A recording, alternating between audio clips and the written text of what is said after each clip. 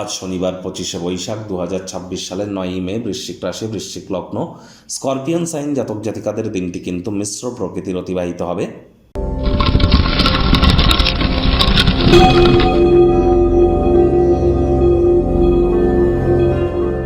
ভিডিওটির শুরুতেই আপনাদের সকলকে বিশ্বকবি রবীন্দ্রনাথ ঠাকুরের 165তম রবীন্দ্র জন্ম জয়ন্তীতে হার্দিক শুভেচ্ছা ও অভিনন্দন রইল।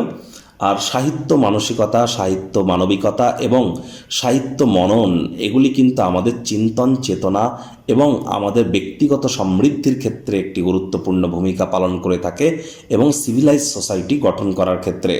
এবং অবশ্যই এক্ষেত্রে রবীন্দ্রনাথের লিখিত যে সমস্ত বাণী বা যে সমস্ত কবিতা বা যে সমস্ত উপন্যাস বা ছোট গল্প আমরা পড়েছি, সেগুলো থেকে যে শিক্ষা আমরা গ্রহণ করেছি, সেগুলি প্রয়োগ করে আমরা আমাদের নিজেদেরকে কিন্তু মহিমান্বিত করতেই পারি।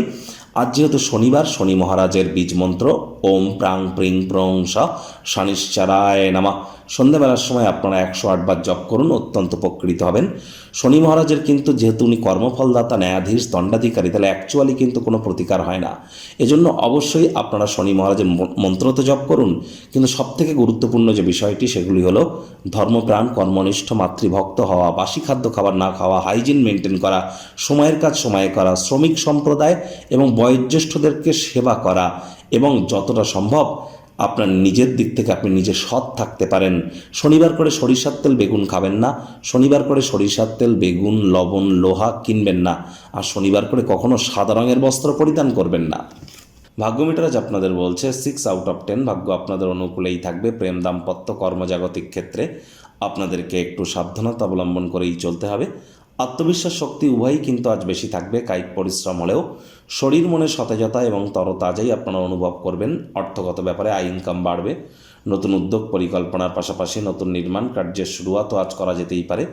আর যদি কোনো জায়গায় জমি জায়গা ক্রয় করে থাকেন, সেটি চড়া দামে বিক্রি হতে পারে ভালো ক্রেতা আসার কারণে, যার কারণে অতিরিক্ত কোনো আর্থিক মুনাফা আপনারা অর্জন করতে সক্ষম হতেই পারেন। নতুন উদ্যোগ পরিকল্পনা নির্মাণ কার্যের শুরুয়াতও আজ করা যেতেই পারে। তবে চাকরিজীবীদের অফিসে কম কথা বলে কাজ বেশি করতে হবে, মনের থেকে মস্তিষ্ককে বেশি দাম দিতে হবে। কোনো প্রকার অফিস পলিটিক্স বা গসিপিংয়ের অংশ যেন হবেন না, বসের কিন্তু কুনজরে পড়ে যেতে পারেন। রাজনীতিবিদ যারা আছেন, জনসংযোগ বৃদ্ধি করুন। হার্ডওয়ার্ক, কঠোর কায়িক পরিশ্রমের কোনো বিকল্পই কিন্তু নেই। আজ বাচ্চা কাচ্চা যারা আছেন, খেলাধুলো করতে গিয়ে কিন্তু শরীরে চোট আঘাত পেতেই পারে, তাদের দিকে একটু নজর দিন। আজ অবশ্যই আপনার জরুরি কোনো কর্মের জন্য আপনার কোনো দীর্ঘদিনের পরিকল্পনা বিঘ্নিত হতে পারে। মেজাজ হারালেই কিন্তু ক্ষতি।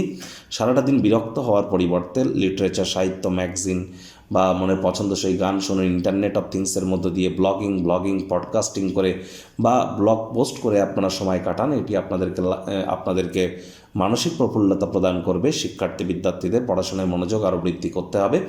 উচ্চশিক্ষার জন্য যারা বিদেশ যাত্রার কথা ভাবছিলেন, ভাগ্যদেবী আজ আপনাদের পক্ষে নেই। সন্ততি থেকে থাকলে তাদের দিকে সজাগ দৃষ্টি আপনারা বজায় রাখুন। হাউস ওয়াইফ যারা আছেন, দিনের শুরুটা তাড়াতাড়ি করুন। প্রেমিক প্রেমিকা, স্বামী স্ত্রী, না ভাব ভালোবাসা, রোম্যান্স, না তর্ক বিতর্ক, অশান্তি, কোনোটাতেই বাড়াবাড়ি যেন করবেন না। অন্যান্য দিনের ন্যায় আজকের দিনটিকে সাধারণ হিসাবে ট্রিট করবার আপ্রাণ প্রচেষ্টা আপনাদেরকে করতে হবে। শত্রুপক্ষ, বিরোধী পক্ষ খুব একটি শক্তিশালী থাকছে না।